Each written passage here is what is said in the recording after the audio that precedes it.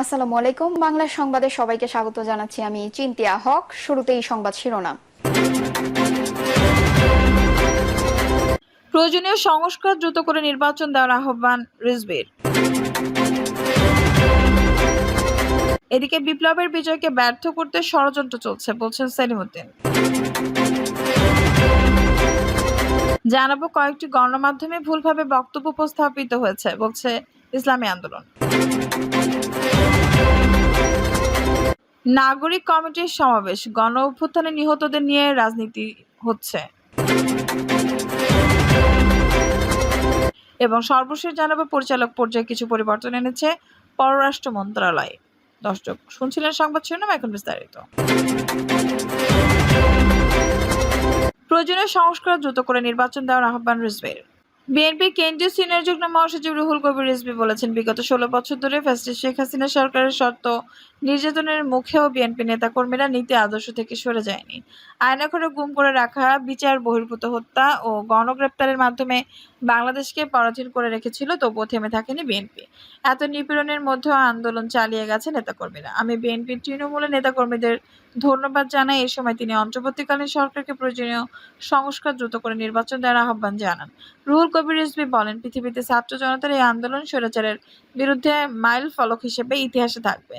আন্দোলনে শেখ হাসিনা সরকারের পেটুয়া বাহিনী দিয়ে ছাত্র জনতার উপরে নির্বিচারে গুলি চালিয়েছে। এই আন্দোলনকে দমাতে এমন কোনো নিপীড়ন নেই শেখ হাসিনা করেনি। এত রক্তের বিনিময়ে নতুন এই স্বাধীনতা আমাদের রক্ষা করতে হবে। তিনি এ সময় সিলেটের গুম হওয়া নেতা ইলিয়াস আলীকে স্মরণ করে বলেন, ইলিয়াস আলীর মতো সিনিয়র নেতাকে গুম করেছে, আর তৃণমূল নেতা কর্মীরাও বাদ যায়নি এই নির্যাতন থেকে। বক্তব্য তিনি বিয়ানীবাজার ও গোপালগঞ্জে বৈষম্য বিরোধী আন্দোলনে 10 শহীদের কথা স্মরণ করেন এবং বিয়ানীবাজারের কৃতি সন্তান প্রয়াত বিএনপি নেতা কোমর উদ্দিনের বিএনপির প্রতি আত্মত্যাগের কথা তুলে ধরেন। বিপ্লবের বিজয়কে ব্যর্থ করতে ষড়যন্ত্র চলছে বলছেন সেলিম উদ্দিন। আগস্ট বিপ্লবের বিজয়কে ব্যর্থ করার জন্য নানাবিধ ষড়যন্ত্র চলছে বলে মন্তব্য করেছেন ঢাকা মহানগর উত্তর জামায়াতের আমির মোহাম্মদ সেলিম উদ্দিন। সেলিম উদ্দিন বলেন, ঐক্যবদ্ধ আন্দোলনের মাধ্যমে স্বৈরাচারী ও ফ্যাসিবাদী শক্তির পতন ঘটিয়ে বাংলাদেশের আকাশকে কালো মেঘমুক্ত করেছে ছাত্র জনতা।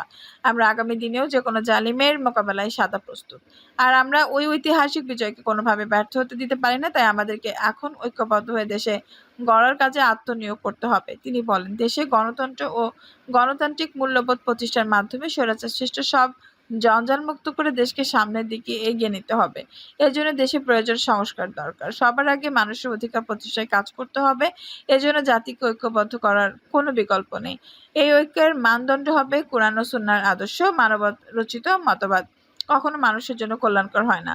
তাই দেশকে ক্ষুধা, দারিদ্র্য, অপশাসন ও দুঃশাসন মুক্ত করতে কুরআন সুন্নাহ ভিত্তিক ইসলামী কল্যাণ রাষ্ট্র প্রতিষ্ঠার কোনো বিকল্প নেই। সেলিম বলেন, আগস্ট বিপ্লবের বিজয়কে ব্যর্থ করার জন্য নানাবিধ ষড়যন্ত্র চলছে। তাই এই বিপ্লবকে ধরে রাখার জন্য সবাইকে অতন্ত্র প্রহরী ভূমিকা পালন করতে হবে। কেউ শান্তি কেড়ে নেওয়ার চেষ্টা করলে তাদের বিরুদ্ধে ঐক্যবদ্ধ প্রতিরোধ গড়ে তুলতে হবে। আমরা দেশের স্বাধীনতা, সার্বভৌমত্ব, রাষ্ট্রীয় অখণ্ডতা, ইসলামী মূল্যবোধ রক্ষায় এবং দেশের 18 কোটি মানুষের সম্মান রক্ষায় ঐক্যবদ্ধ বাংলাদেশে গড়তে বদ্ধপরিকর। স্বৈরাচারী শক্তিও তাদের প্রতিভূতিদের ক্ষেত্রে কোনো প্রকার দুর্বলতা প্রদর্শনের সুযোগ নেই। এক্ষেত্রে পাঠাগার ঐতিহাসিক ভূমিকা পালন করতে পারে। কয়েকটি গণমাধ্যমে ভুলভাবে বক্তব্য উপস্থাপিত হয়েছে বলছে ইসলামী আন্দোলন। প্রধান উপদেষ্টার সঙ্গে সংলাপ পরবর্তী ব্রিফিংয়ে চরমোনাই পীরের বক্তব্য কয়েকটি গণমাধ্যমকে ভুলভাবে উপস্থাপিত হয়েছে বলে জানিয়েছে ইসলামী আন্দোলন বাংলাদেশ সিনিয়র যুগ্ম মহাসচিব ও মুখপাত্র মাওলানা গাজী আতাউর রহমান। তিনি বলেন, প্রধান উপদেষ্টার আমন্ত্রণ ইসলামী আন্দোলন বাংলাদেশের আমির মুফতি সৈয়দ মোহাম্মদ রেজাউল করিম শনিবার 5 অক্টোবর 6 সদস্যের প্রতিনিধি দল নিয়ে যমুনায় তার সঙ্গে সাক্ষাৎ করেন। সাক্ষাৎ শেষে ব্রিফিংয়ে সংবাদ ইন্ডিপেন্ডেন্ট টেলিভিশন অনলাইন, সময় টেলিভিশন অনলাইন আর টিভি অনলাইন বাংলাদেশ, প্রতিদিন অনলাইন বাংলাদেশ, জার্নালিস্ট বাংলাদেশ ও বার্তা বাজার সহ কোনো গণমাধ্যমে পীর সাহেব চরমোনাই বলেননি এমন মনগড়া শিরোনাম দিয়ে সংবাদ প্রকাশ করেছে, যে কারণে সরাসরি প্রচারিত সংবাদের সঙ্গে উপর উল্লেখিত গণমাধ্যম সমূহের সংবাদে পাঠক মিল খুঁজে না পেয়ে বিভ্রান্ত হয়েছে। তিনি আরও বলেন, প্রকাশিত বিভ্রান্তিকর দুইটি শিরোনাম হলো, আওয়ামী লীগ যেন নির্বাচনে অংশ নিতে না পারে, ইসলামী আন্দোলন বাংলাদেশ নির্বাচনে আওয়ামী লীগকে চায় ইসলামী আন্দোলন বাংলাদেশ। অথচ এই প্রসঙ্গে পীর সাহেব চরমোনাই গণমাধ্যমের সামনে বলেছিলেন, স্বৈরাচার, খুনি এবং ফাঁসির যারাই হোক তারা যাতে নির্বাচন করার সুযোগ না পায়, এটাও আমরা উপদেষ্টাদেরকে বলেছি। গাজী আতাউর রহমান বলেন, পীর সাহেব চরমোনাই কোনো রাজনৈতিক দলকে নির্বাচন থেকে দূরে রাখার মতো কোনো শব্দ উচ্চারণ না করার পরেও আওয়ামী লীগ যাতে নির্বাচনে অংশ নিতে না পারে এমন কথা তার নামে চালিয়ে দেওয়ার গণমাধ্যমের স্বাধীনতাকে প্রশ্নবিদ্ধ করে। দেশের মানুষ প্রত্যাশা করে গণমাধ্যম বস্তুনিষ্ঠ থেকে দায়িত্ব পালন করবে। নাগরিক কমিটির সমাবেশ, গণ অভ্যুত্থানে নিহতদের নিয়ে রাজনীতি হচ্ছে। ছাত্র জনতার অভ্যুত্থানে নিহতদের নিয়ে রাজনীতি করা হচ্ছে বলে অভিযোগ জাতীয় নাগরিক কমিটির। সংগঠনের নেতাদের দাবি, আওয়ামী লীগের সরকার পতনের 2 মাস পার হলেও গণহত্যার বিচার শুরু হয়নি, অগ্রগতি নেই, নিহতদের পরিবারের যথাযথ পুনর্বাসনে মানুষের জীবনের নিরাপত্তা নেই, পুলিশের হাত নিরাপত্তার দায়িত্ব হস্তান্তর করে সেনাবাহিনীকে দ্রুত র্যাবকে ফিরিয়ে নিতে সরকারের প্রতি পুলিশের হাতে নিরাপত্তার দায়িত্ব হস্তান্তর করে সেনাবাহিনীকে দ্রুত ব্যারাকে ফিরিয়ে নিতে সরকারের প্রতি আহ্বান জানান তারা। রাজনৈতিক দলের উদ্দেশ্যে নাগরিক কমিটির আহ্বায়ক নাসির উদ্দিন পাটোয়ারি বলেন, ছাত্র জনতার অভ্যুত্থানে নিহতদের নিয়ে রাজনীতি করা হচ্ছে। বিভিন্ন রাজনৈতিক দল টাকার বিনিময়ে জঘন্যভাবে শহীদদের পশুর হাটের মতো কেনাবেচা করছে।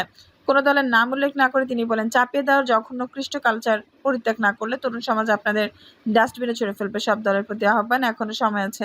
জনগণ, তরুণ ও শিক্ষার্থীদের পালস বোঝার চেষ্টা করুন। তিনি বলেন, আজ মানুষের জীবনে নিরাপত্তা নেই, পুলিশ বাহিনী সক্রিয় ভূমিকা পালন করছে না। পুলিশের কাছে দায়িত্ব হস্তান্তর করে সেনাবাহিনীকে দ্রুত ব্যারাকে ফিরিয়ে নেওয়ার এবং সংস্কার কমিশনের মধ্য দিয়ে একটি শক্তিশালী পুলিশ কাঠামো গঠনের আহ্বান জানাচ্ছি। ক্ষোভ প্রকাশ করে নাসির উদ্দিন বলেন, ফ্যাসিবাদী আওয়ামী লীগ সরকার পতনের 2 মাস পেরিয়ে গেলেও শহীদদের পরিবারের পুনর্বাসনে উল্লেখযোগ্য অগ্রগতি দেখা যাচ্ছে না। অনেকে অন্ধপঙ্গু হয়ে যাচ্ছেন, তাদের সুচিকিৎসা নিশ্চিত করতে রাষ্ট্রপতির আহ্বান জানাচ্ছি। তিনি বলেন, দ্রব্যমূল্য এখনো ঊর্ধ্বমুখী, সাধারণ মানুষ দৈনন্দিন চাহিদা মেটাতে হিমশিম খাচ্ছেন। সরকারের প্রতি আহ্বান, বেকার ও প্রান্তিক মানুষের পেটে লাথি দেবেন না, তাহলে তারা মাঠে নেমে এসে আপনাদের জবাব দেবে। তিনি আরো বলেন, বর্তমান সংবিধান ফ্যাসিবাদ তৈরি ও টিকিয়ে রেখেছে, মানুষের মানবিক ও রাজনৈতিক অধিকার হরণ করছে। জুলাই অভ্যুত্থানে 1,500-এর বেশি নিহত, 30,000-এর বেশি অধিক আহতদের পেছনে দায়ী সংবিধান বাতিল করে গণমানুষের আকাঙ্ক্ষা নতুন সংবিধান প্রণয়ন করতে হবে। সমাবেশে নাগরিক কমিটির সদস্য সচিব আক্তার হোসেন বলেন, এখন পর্যন্ত জুলাই হত্যার বিচার শুরু হয়নি। সরকারের কাছে আহ্বান, যারা গণহত্যা করেছে, গুলি করেছে, যারা হুকুম দিয়েছে, আদালতের বিচার প্রক্রিয়ার মাধ্যমে প্রত্যেকের যেন শাস্তি নিশ্চিত করা হয়। সরকারের ভারত নীতি প্রসঙ্গে তিনি বলেন, বর্তমান সরকার কোনোভাবে ভারতের সঙ্গে নতজানু নীতিতে থাকতে পারে না। ভারতের চোখে চোখ রেখে কথা বলার সাহস তাদের রাখতে হবে। সমাবেশে মায়ের ডাক সংগঠনের অন্যতম সমন্বয়ক ও নাগরিক কমিটির সদস্য সানজিদা আক্তার তুলি বলেন, এখনো গণতন্ত্র কমিশন হয়নি। আমরা কয়েকটি উল্লেখযোগ্য মামলায় রায় প্রত্যাশা করেছিলাম, কিন্তু সবকিছু মন্থর। কমিটির সদস্য আরিফ ইসলামের আদিবের সঞ্চালনা সমাবেশে আরো বক্তৃতা করেন মশিউর রহমান প্রীতম দাস, আসারুজ্জামান উদ্দিন ও আতাউর আশরাফ মাহিদি, ডক্টর আব্দুল্লাহ আহাদ প্রমুখ।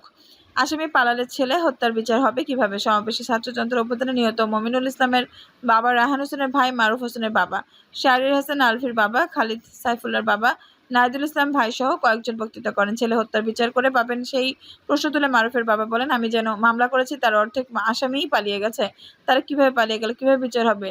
জীবদ্দশা ছেলে হত্যার বিচার দেখে যাওয়ার আশঙ্কা জানান মনিমুল ইসলামের বাবা। আলভির বাবা বলেন, সরকার আমাদের ছেলের বক্তব্যের বিনিময়ে মসনদ বসেছে, অথচ আজ পর্যন্ত তারা আমাদের কাছে সান্ত্বনা দিতেও আসেনি।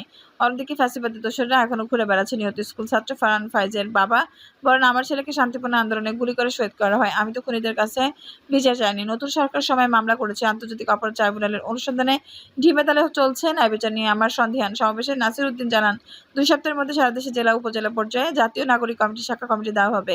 তিনি বলেন, লড়াইয়ের জন্য শিক্ষার্থীরা তাদের জায়গায় ঐক্যবদ্ধ আছেন এবং দলমত নির্বিশেষে নাগরিকদের ঐক্যবদ্ধ করার জন্য নাগরিক কমিটি গঠন কাজ করছে। আজ থেকে জাতীয় নাগরিক কমিটি ঢাকা রাইজিং কর্মসূচি করবে। এই বিষয়ে নাসির উদ্দিন বলেন, রোববার আন্দোলনে বাতিঘর যাত্রাবাড়িতে আমাদের ঢাকা রাইজিং কর্মসূচি রয়েছে। বিকেলে 3:30টায় নূর কমিটি সেন্টারে হবে কর্মসূচি, সেখানে শহীদ পরিবারের সদস্য ও আহতরা অংশ নেবেন। পর্যায়ক্রমে অন্য স্থানগুলোতেও ঢাকা রাইজিং হবে বলে জানান সদস্য সচিব আক্তার। এছাড়া বুয়েট ছাত্র আবরার ফাহাদ হত্যায় 6 বছর পূর্তি উপলক্ষে বিকেল 3:30টায় রাজধানীর পলাশী মোড়ে স্মরণ সভা হবে বলে জানান তিনি। পরিচালক পর্যায়ে কিছু পরিবর্তন এনেছে পররাষ্ট্র মন্ত্রণালয়। 5 পরিচালকের দপ্তর পরিবর্তন করা হয়েছে। সেই সঙ্গে একজনকে জ্যেষ্ঠ সহকারী সচিব থেকে পদোন্নতি দিয়ে পরিচালক করা হয়েছে। পরিচালক সংস্থাপন সবুজ আহমেদ স্বাক্ষরিত অফিস আদেশে জানানো হয়েছে মোহাম্মদ শাহ আলম খোকনকে সার্কো বিসটেক বিমস্টেক অনুবিভাগ থেকে নতুন দায়িত্ব হিসেবে পরিচালক মেরিটাইম অ্যাফেয়ার ইউনিটে দায়িত্ব দেওয়া হয়েছে। পরিচালক সদীপ্ত আলমকে সাধারণ সেবার পাশাপাশি অতিরিক্ত দায়িত্ব হিসেবে লিগ্যাল অ্যাফেয়ার্সের দায়িত্ব দেওয়া হয়েছে। পরিচালক তৌফিক শফিকুল ইসলামকে অডিট ও পেনশনের পাশাপাশি অতিরিক্ত দায়িত্ব হিসেবে পরিচালক প্রকল্পের দায়িত্ব দেওয়া হয়েছে। পরিচালক মোহাম্মদ মাহমুদুর রহমান বহুপাক্ষিক অর্থনৈতিক অনুবিভাগ থেকে মিয়ানমার অনুবিভাগে নতুন দায়িত্ব দেওয়া হয়েছে। পরিচালক মোহাম্মদ আরাফাত রহমানকে মেরিটাইম অ্যাফেয়ার ইউনিটের দায়িত্ব থেকে নতুন দায়িত্ব হিসেবে সার্কো বিসমিটেকে পাঠানো হয়েছে। এছাড়া জ্যেষ্ঠ সহকারী সচিব তাহসিনা আফরিন শারমিনকে পশ্চিম ইউরোপ ও ইইউ অনুবিভাগ থেকে পরিচালক নীতি ও সংগঠনের দায়িত্ব দেওয়া হয়েছে। দর্শক, এই ছিল এখনকার সর্বশেষ সংবাদ। নিউজটি ভালো লাগলে অবশ্যই একটা লাইক দিন, কমেন্টে আপনার মূল্যবান মতামত জানান। সবসময় আমাদের পাশে থাকতে সাবস্ক্রাইব করে বেল বাটনটি অন করে রাখুন। ধন্যবাদ।